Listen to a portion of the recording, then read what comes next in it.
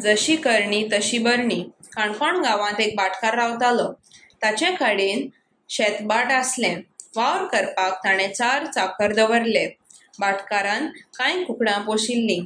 सदां फांतोडेर कोंब्याचो साद आयकून तो उठ्ठालो. चाकरांकूय उठयतालो आनी तांकां कामाक लायतालो. फांतोडेर उठून आपल्याक काम करचें पडटा म्हण ते चाकर सदांच गुणगुणताले. चाकरांक एक मांडणी सुचली. कोंब्याकूच मारल्यार कशें? तांणी भाटकाराक कळनासतना कोंब्याक धरलो आनी जितोच मारून उडयलो. आतां कोंबो साद घालपाक ना आनी आमकां फांतोडेक भाटकार उठावचो ना हें चिंतून ताका खोशी जाली.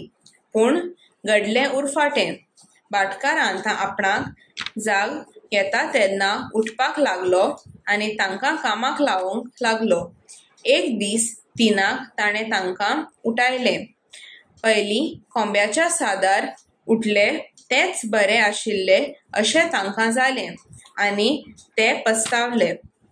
आमी मोठी चूक केली अशें तांकां जालें, पूण आतां कसलोच उपेग नासलो.